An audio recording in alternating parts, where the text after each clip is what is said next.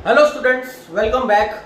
आज का हमारा बहुत ही इंटरेस्टिंग टॉपिक है। आज का टॉपिक है हमारा ऑब्जेक्टिव्स ऑफ बजट। जैसा कि बच्चों आप लोग जानते हो, बजट होता क्या है। Budget is a statement of government estimated receives and government estimated expenditure in an accounting year. एक फाइनेंशियल के अंदर, आने वाली ईयर के अंदर गवर्नमेंट की क्या अनुमानित प्राप्तियां हैं, क्या अनुमानित खर्चे हैं, क्या वो अंदाजा लगा रहा है कि कहां कहां किस किस विभाग में मुझे खर्चे करने हैं और किस किस विभाग से मुझे प्राप्ति मिल सकती है। देखिए, इसमें बजट का एक कंपोनेंट है जो हमने लास्ट वीडियो में पढ़ा था कि कहां कहां गवर्नमेंट को अपना एक अनुमान लगाना है कि कहां कहां किस किस विभाग में मुझे खर्चे करने हैं, जिसमें revenue expenditure, capital expenditure components थे।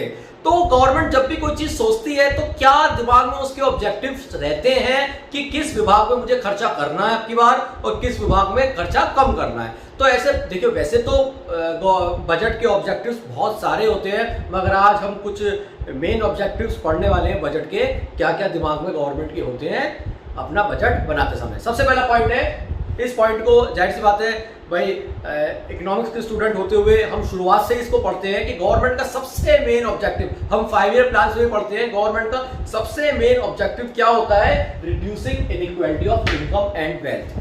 सबसे most important objective of the government is reducing the gap between have and have not, reducing the gap between rich and poor. किस तरीके से? देखिए, मैं आपको एक बात बताऊं कि किसी भी देश के अंदर अगर एक बार को इकोनॉमिक ग्रोथ कम भी हो जाएगी मगर इनइक्वालिटी बढ़े नहीं, इनइक्वालिटी कम हो जाए, तो वो देश कभी नुकसान में नहीं रहेगा। इवन कि जिस देश का इकोनॉमिक ग्रोथ या जीडीपी ग्रोथ ज्यादा है और किस देश की इकोनॉमिक जीडीपी ग्रोथ कम है, मगर कम वाले देश में, जहां पर जीडीपी की ग्रोथ रेट कम हुई है, कम वाले देश में इनइक्वालिटी इसके कंपैरेटिवली में कम है और यहां पे इनइक्वालिटी ऑफ इनकम ज्यादा है, तो फायदे में कौन सा देश रहेगा? जहां पर इनइक्वालिटी कम है। तो सबसे मेन ऑब्जेक्टिव देखिए, इकोनॉमिक ग्रोथ से भी पहले सबसे बड़ा ऑब्जेक्टिव होता है गवर्नमेंट का reducing inequality of income and wealth. इसी लिहाज से आपने देखा होगा बजट में सबसे पहला कंपोनेंट हमारा रेवेन्यू रिसीव्स में आता है tax receive. Means government tax को इस तरीके से इस्तेमाल करती है कि जिससे जो इनइक्वालिटी है, जो अमीरी और गरीबी में अंतर है, वो कम हो जाए। इसलिए मैंने आपको बताया था कि हमारे देश में जो इनकम टैक्स की प्रणाली है वो कौन सी है? प्रोग्रेसिव टैक्सेशन चलता है हमारे यहाँ। प्रोग्रेसिव टैक्सेशन मतलब इनकम के बढ़ने पे टैक्स का रेट बढ़ जाना और इनकम के घटने पे टैक्स का रेट घट जाना। वो क्यों चलता है? वो इसी ऑब्जेक्टिव के अंतर्गत चलता है कि जिससे हमारी अमीरी और गरीबी के बीच में अंतर कम हो जाए। गवर्नमेंट हर वो एफर्ट करती है जिससे अमीरों की परचेसिंग पावर कम करी जाए और गरीबों की परचेसिंग पावर बढ़ाई जाए।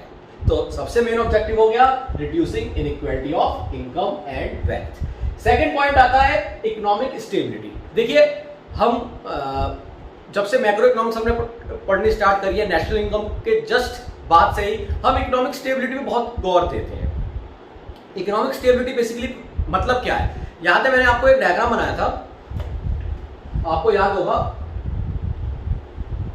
ये मैंने आपको डायग्राम बनाया था साइक्लिक फ्लक्चुएशन का, बिजनेस साइकिल, जिसमें ऊपर बूम होता है, नीचे रिसेशन होता है, यहां डिप्रेशन होता है या डिफ्लेशन हम बोल सकते हैं, यहां पर फिर रिकवरी होती है, यहां फिर दोबारा बूम होता है। तो ये बेसिकली साइकिल क्या है? ये बिजनेस साइकिल है। कहीं पे भी कोई भी देश में अगर बिजनेस साइकिल चलेगी, मींस इकोनॉमिक साइकिल चलेगी, वो किस हिसाब से चलेगी? मार्केट जो चलेगी वो मार्केट के हिसाब से चलेगी, वो फ्लक्चुएटिंग होगी। मींस बूम होगा, बूम के बाद रिसेशन होगा, फिर डिप्रेशन होगा, फिर रिकवरी होगी, फिर बूम होगा। आपको याद होगा बूम डिप्रेशन बेसिकली होता क्या है? जब भाई, ये बात मैं पहली वीडियो में आपको बता चुका हूं कि जब हमारा इन्फ्लेशन का टाइम होता है, बहुत ज्यादा इन्फ्लेशन हो रहा होता है, तो इसका मतलब क्या है? हम कहीं ना कहीं ऊंचे की तरफ जा रहे हैं। जब हमारा डिफ्लेशन का टाइम होता है, मंदी का दौर चल रहा है, वहां कहीं ना कहीं हम नीचे की तरफ जा रहे हैं। तो हमें ना ज्यादा ऊपर जाना है ना ज्यादा नीचे जाना है। हम एक बात जानते हैं कि गवर्नमेंट तभी इकोनॉमिक ग्रोथ अचीव कर सकता है, अच्छा रेट इकोनॉमिक ग्रोथ का तभी अचीव कर सकता है जब ये फ्लक्चुएशन कम से कम हो। आप खुद सोचिए, मैंने पहली भी वीडियो में बताया था कि कोई भी रोड ऐसी होगी जहां पे फ्लक्चुएशंस बहुत ज्यादा होंगे, तो क्या गाड़ी स्पीड से चलेगी? बिल्कुल नहीं चलेगी। तो उसके लिए हमें रोड कैसे चाहिए? हमें रोड चाहिए बिल्कुल ऐसे, जो बिल्कुल हाईवे की तरह हो, फ्लैट रोड हो। तो इसका मतलब क्या हो गया? जितनी रोड फ्लैट होगी उतनी स्पीड गाड़ी की तेज होगी, या हम कह सकते हैं जितनी बिजनेस साइकिल फ्लक्चुएटिंग ना होकर जितनी स्टेबल होगी उसको हम बोलते हैं इकोनॉमिक स्टेबिलिटी। और जितनी इकोनॉमिक स्टेबिलिटी ज्यादा होगी इसका मतलब क्या है, प्राइस में फ्लक्चुएशन उतना ही कम होगा और देश में स्थिरता, देश में इकोनॉमिक डेवलपमेंट उतनी ही मजबूत होगी। तो one of the main objective of government budget is economic stability. Government इस तरीके से बजट बनाती है जिससे ना ज्यादा महंगाई हो ना ज्यादा मंदी हो, ना ज्यादा महंगाई हो ना ज्यादा मंदी हो। एग्रीगेट डिमांड एग्रीगेट सप्लाई लगभग बराबर रहे, उनका लेवल बिल्कुल बराबर रहे। देखिए एग्रीगेट डिमांड अगर जरूरत से ज्यादा एग्रीगेट सप्लाई से बढ़ जाता है, हम जानते हैं इन्फ्लेशन को पैदा कर देता है, फुल एम्प्लॉयमेंट के बाद में वो इन्फ्लेशन पैदा कर देता है और बहुत ज्यादा इन्फ्लेशन हो जाता है तो उसको हम बूम बोल देते हैं। On the other hand aggregate demand जब एग्रीगेट सप्लाई से कम हो जाता है, मंदी का दौर हो जाता है, बहुत ज्यादा मंदी का दौर भी हम जिसको क्या बोल देते हैं, डिप्रेशन या डिफ्लेशन बोल देते हैं। तो ये दोनों ही बुरी है। तो हमें चाहिए इकोनॉमिक स्टेबिलिटी मींस बिल्कुल फ्लैट रोड। तो ये हो गया हमारा दूसरा objective, economic stability. Then comes third point, reallocation of resources. Reallocation of resources, देखिए हम एक बात जानते हैं कि हमारी जो इकोनॉमी है वो मिक्स्ड इकोनॉमी है। इसका मतलब क्या हो गया, वहाँ प्राइवेट सेक्टर पब्लिक सेक्टर साथ साथ चल रहे हैं। मगर 1991 के बाद से, एलपीजी पॉलिसी के बाद से प्राइवेटाइजेशन पर बहुत गौर दिया जा रहा है। बहुत सी गवर्नमेंट की कंपनियां जो प्राइवेट लोगों को बेच दी गई हैं, तो जिसकी वजह से प्राइवेटाइजेशन, निजीकरण बढ़ा है। और जब जितना निजीकरण बढ़ रहा है इसका मतलब क्या हो गया, मार्केट इकोनॉमी उतनी ही हमारे देश में ज्यादा आ रही है। मार्केट इकोनॉमी का मतलब क्या हो गया, जहां पर किसी भी चीज की प्रॉब्लम या स्पेशली प्राइस, किसी भी चीज का प्राइस कौन निर्धारित करता है, demand and supply. Demand and supply means private sector में हम जानते हैं प्राइस मैकेनिज्म का बहुत इंपॉर्टेंट रोल होता है। अगर ये मार्कर है, ये मार्कर भी कैसे, इसका प्राइस कैसे तय हुए हैं, जहां पर इसकी डिमांड और इसकी सप्लाई आपस में टकराती है, उसी लेवल पे जो प्राइस निकलता है वही प्राइस पे ही हम प्राइस डिटर्मिनेशन उसको बेसिकली बोलते हैं। तो इसका मतलब क्या हो गया कि रीएलोकेशन ऑफ रिसोर्सेज बेसिकली मतलब क्या है। मैं ये चीज क्यों बता रहा हूं, मैं इसलिए बता रहा हूं कि गवर्नमेंट ये देखती है क्योंकि हमारी मिक्स्ड इकोनॉमी है और ज्यादातर मार्केट इकोनॉमी धीरे धीरे बढ़ती जा रही है, बढ़ती जा रही है, बढ़ती जा रही है। और वहां पर एक ऑब्जेक्टिव मेन होता है जो प्राइवेट सेक्टर में हम बोलते हैं, उसका नाम है प्रॉफिट मैक्सिमाइजेशन। कि भाई हर कोई प्राइवेट सेक्टर में सबसे मेन ऑब्जेक्टिव होता है प्रॉफिट को मैक्सिमाइज करना। हम प्रोड्यूसर इकोनॉमिक्स को पढ़ भी चुके हैं। तो प्रॉफिट मैक्सिमाइजेशन के चलते हुए हम एक चीज को नजरअंदाज कर देते हैं, उसका नाम है सोशल वेलफेयर। देखिए हम जानते हैं मिक्स्ड इकोनॉमी मतलब प्राइवेट सेक्टर और पब्लिक सेक्टर। प्राइवेट सेक्टर का ऑब्जेक्टिव होता है प्रॉफिट मैक्सिमाइजेशन और पब्लिक सेक्टर का ऑब्जेक्टिव होता है सोशल वेलफेयर। धीरे धीरे निजीकरण बढ़ रहा है, प्राइवेटाइजेशन बढ़ रहा है। तो प्राइवेटाइजेशन बढ़ने की वजह से प्रॉफिट मैक्सिमाइजेशन का ऑब्जेक्टिव भी इकोनॉमी में बढ़ रहा है, तो जिसकी वजह से सोशल वेलफेयर कहीं ना कहीं पीछे रह जाता है। तो गवर्नमेंट ये देखती है किसी विभाग में अगर प्रॉफिट मैक्सिमाइजेशन के चलते हुए लोगों का हित दब रहा है, लोगों का शोषण हो रहा है, तो गवर्नमेंट कुछ इस तरीके से फॉर्मुलेट करती है, पॉलिसी का बदलाव करती है, जिससे मींस उन रिसोर्सेज को उस जगह एलोकेट करती है अपने पिछले साल के एक्सपीरियंस को देखते हुए।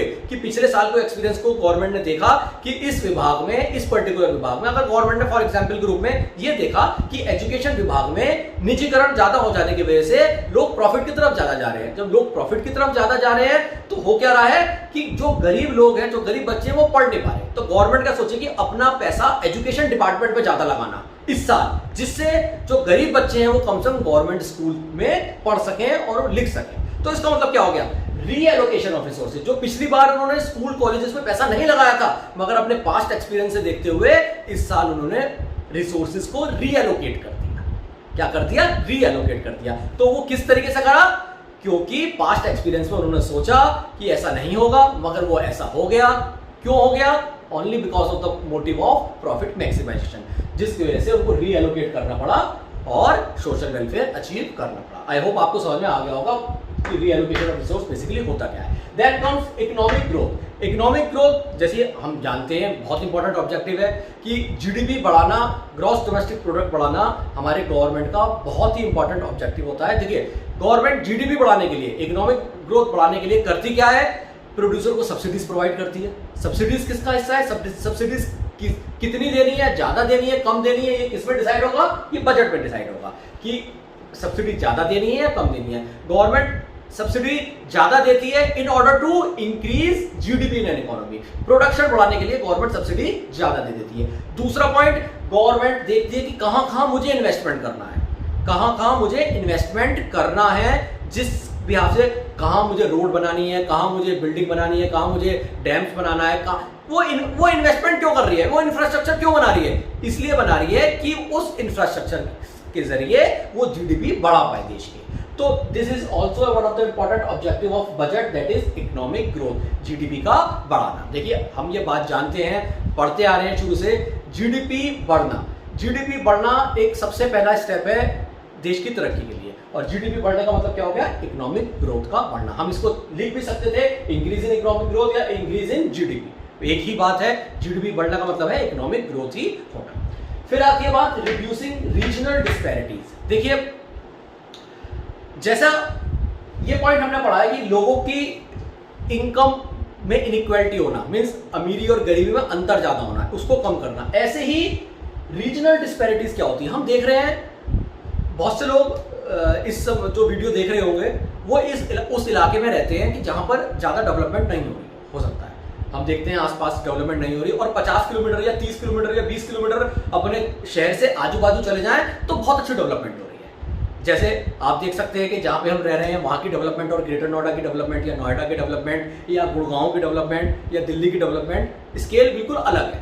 तो ये है रीजनल डिस्पैरिटीज, मीन्स कि कोई रीजन ज़्यादा डेवलप हो रहा है, कोई रीजन कम डेवलप हो रहा है। तो गवर्नमेंट का एक मोटिव रहता है बैलेंस रीजनल डेवलपमेंट, मीन्स ऐसा ना हो कि कोई रीजन इतना डेवलप हो जाए और कोई रीजन इतना डेवलप रहे। तो उस वजह से गवर्नमेंट करती क्या है, गवर्नमेंट सोचती है कि ग्रेटर नोएडा में तो बहुत सारी इंडस्ट्रीज लग रही हैं, क्यों ना सिकंदराबाद में भी ऐसी इंडस्ट्रीज लगाई जाए या इंडस्ट्रियल जो जहां पर इंडस्ट्रियल सेक्टर है वो डेवलप किया जाए। और डेवलप करने के लिए क्या करेंगी, जब बाहर की इंडस्ट्रीज यहां पर आएंगी और प्रोडक्शन करेंगी तो ऑलरेडी डेवलपमेंट हो जाएगा, ऑटोमेटिकली डेवलपमेंट हो जाएगा। मगर बाहर की इंडस्ट्रीज यहां पर आएंगी कैसे, जब तक गवर्नमेंट उनको लालच का पिटारा नहीं देगी। और लालच का पिटारा मतलब कुछ सब्सिडी नहीं देगी, टैक्स में कुछ छूट नहीं करेगी। हो सकता है गवर्नमेंट ये कहते कि भाई तुम्हारा बिजली का बिल 50% माफ हो जाएगा यहाँ पे आके, या ये कहते हैं कि गवर्नमेंट की मैं तुम्हें इतनी सुविधा प्रोवाइड करूंगी, रोड्स बनवा रहे हैं तुम्हारे लिए, या और किसी चीज में सब्सिडीज प्रोवाइड कर रहे हैं, या तुम अगर सिकंदराबाद में इंडस्ट्री खोलोगे तो हो सकता है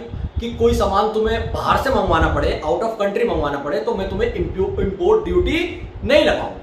तो कोई भी गवर्नमेंट है लालच दे सकती है। किस वजह से लालच दे सकती है कि उन इलाकों में इंडस्ट्रीज खुले जो कम डेवलप है, जो कम डेवलपमेंट वाले इलाके हैं। तो कम डेवलपमेंट वाले इलाके क्या हो जाएंगे, थोड़ा सा उनका स्तर बढ़ेगा। जब उनका स्तर बढ़ेगा तो जो रीजन ऑलरेडी डेवलप हो रहे हैं और जो रीजन डेवलप होंगे उनके बीच में गैप क्या हो जाएगा, कम हो जाएगा। तो ये भी एक ऑब्जेक्टिव हो गया, रिड्यूसिंग रीजनल डिस्पैरिटीज। किस तरीके से स्ट्रेटेजी बनानी है बजट में जिससे कुछ जगह ऐसी हैं, जो कुछ टाउन ऐसे हैं, कुछ शहर ऐसे हैं जो कम डेवलप हैं और कुछ शहर ऐसे हैं जो बहुत डेवलप हैं, तो उनके बीच में जो डेवलपमेंट में गैप है वो क्या हो जाए, कम हो जाए। तो उसको हम बोलते हैं रिड्यूसिंग रीजनल डिस्पैरिटीज या बैलेंस्ड रीजनल डेवलपमेंट।